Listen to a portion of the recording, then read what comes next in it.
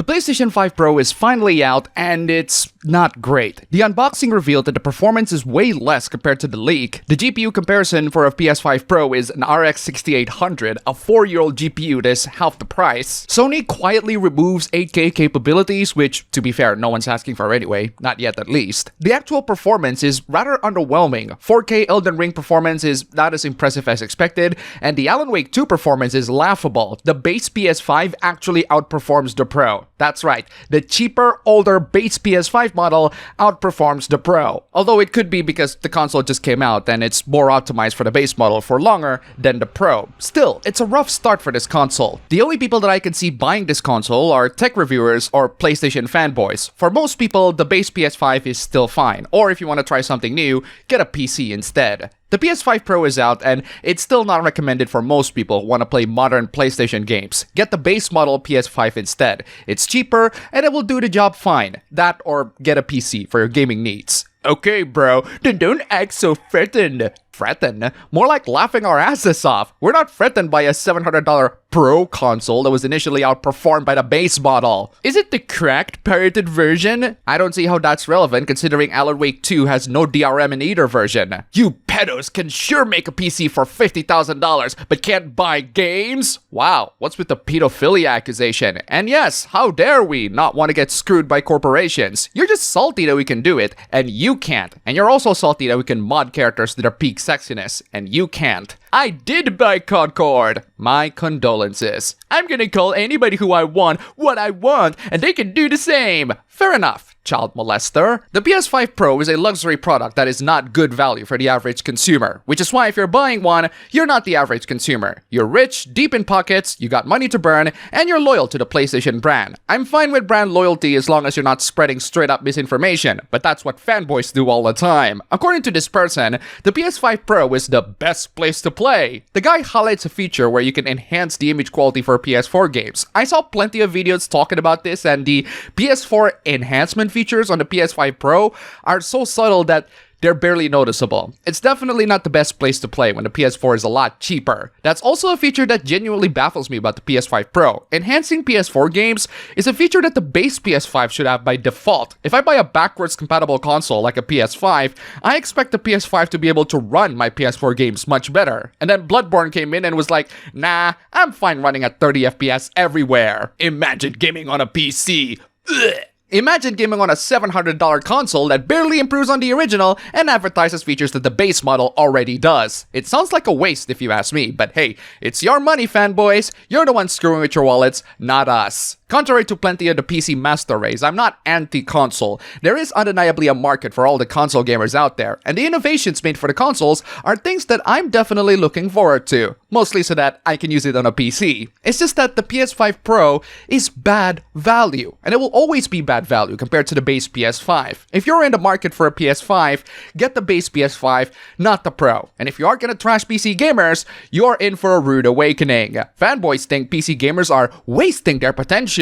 Funny how a lot of PC enthusiasts have their $2,000 plus machines, but they kept playing on their crappy IPS monitors. I don't see what's funny about that. It just means people have priorities. I, for example, don't need high resolution or high refresh rate monitors. A 24-inch IPS 1080p 60Hz monitor is perfectly fine for me and for most people. They cost around $60. I can save the money on that and spend it somewhere else, like a controller. It's called setting your priorities. Why not go an extra route and get a nice screen as well to enjoy the visuals? Because to some PC gamers, visuals are not a priority. High refresh rates are mostly for competitive online gamers, and high resolutions are for people that can afford a good PC that can play games on that. Otherwise, 1080p 60Hz is fine. Steam Hardware survey reveals most people are still at 1080p. That's fine. Also, most newer laptops these days are 1080p by default. PC gaming is not about getting the most expensive hardware to play the latest games at 4K 120 FPS. PC gaming is about playing games on a PC. You can be a PC gamer while having a laptop with integrated graphics playing System Shock 2, an all-time classic. Do not let the peasants discourage you from getting into PC gaming because it's expensive. You can start your PC gaming journey small with a cheap PC or laptop that you probably already own playing good old games, and then just build them from there. Also, do not let the PC elitists discourage you from PC gaming because you have a potato PC. This comment from a hardware unbox video has a really insane and out-of-touch take. Why are there no tests in 4K? Because it's a CPU test, not a GPU test. A 1080p gaming test will make the CPU do most of the work, which will let us measure the CPU performance. Putting it in 4K will make the GPU do most of the work, and that's not useful for a CPU test. Who plays in 1080p now? Wow, that is the most insanely privileged and out-of-touch takes that I have ever heard. Who plays in 1080p now? That's the gaming equivalent of asking, who buys in convenience stores now? I don't know, almost everyone? 1080p is still a common resolution for people to play, and it's a perfectly fine resolution for most people to play on. Most laptops came in that resolution. 1440p and 4K are still rather luxurious, and to suggest that most people are using 1440p and 4K is like suggesting that most people have a smart TV. Just because it's affordable doesn't mean that most people will afford it. It's quite rare to see an elitist PC take on the channel, so let's get back to console peasant takes. Here's another installment of peasants coping with the necessity to pay for online multiplayer. PC gaming is free online, but it's insecure and full of hackers and cheaters. That depends on the game and their anti-cheat software, which for some of them is notoriously intrusive. You think I'm crapping on PC when I am not. You absolutely are, dude. Stop lying. It's just facts. First off, you said PC is insecure and full of hackers and cheaters. That's not a fact. That's a totally distorted and biased observation. Second, you don't state facts for no reason. You said that fact to dunk on PC. You know what else is a fact? PlayStation Plus costs money. That fact was stated to dunk on you. I see games like Team Fortress 2 ruined by hackers. That's because Valve doesn't care about updating the game and making it more secure from hackers. Not because the PC is an insecure platform to play multiplayer online. Again, it depends on the game and the developers handling the game. Okay, fine. If you think that paying online makes you feel more secure,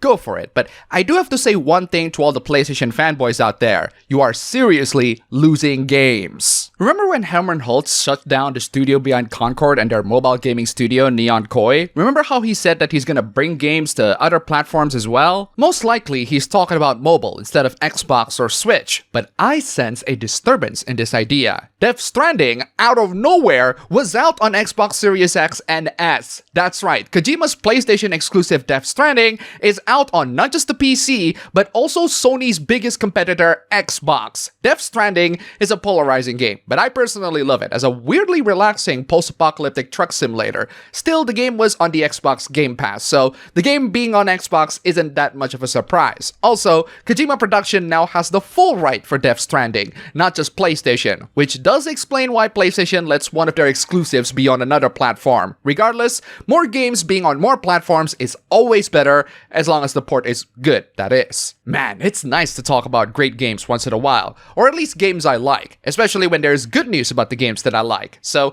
let's switch into a game that I generally don't care about, but a lot of people do.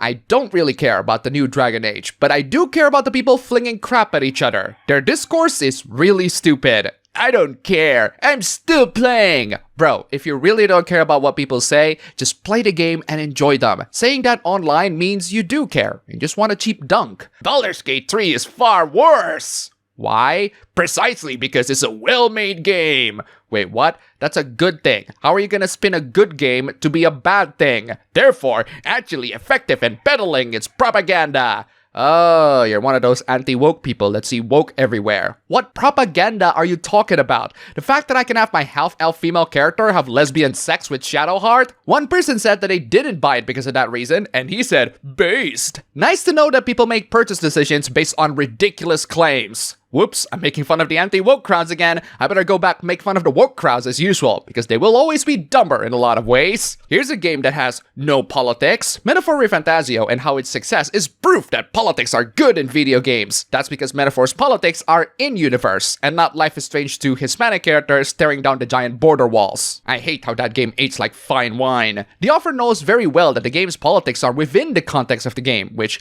no one has issues with, and that's why no one's talking about it. Actually, it's because most of those reactionaries don't consume Eastern media as much as Western media. I wouldn't be surprised if they don't even know what metaphor is, or even what persona is. They also talk about politics way too much to my liking, and they all sound incredibly miserable. Personally, I'll stay away from politics and go back to gaming. Our politics are personal, because the ideologies that do or don't succeed have concrete results in our lives. Oh, so that's why you can't take criticisms of your politics. You take it personally. And finally, let's end this parade of idiocy with one of the ballsiest stunts that I've seen someone did in gaming. I have never seen someone this insane in gaming. Nintendo is currently filing a lawsuit against a really nasty streamer who is a pirate and streams Nintendo's emulated pre-release games because screw Nintendo, right? For the record, Nintendo is a terrible corporation who overextends their legal team to do all sorts of horrific things to their fans, and they care about game preservation the same way the Step family cares for Cinderella. I'll go piracy all the way for their stuff, but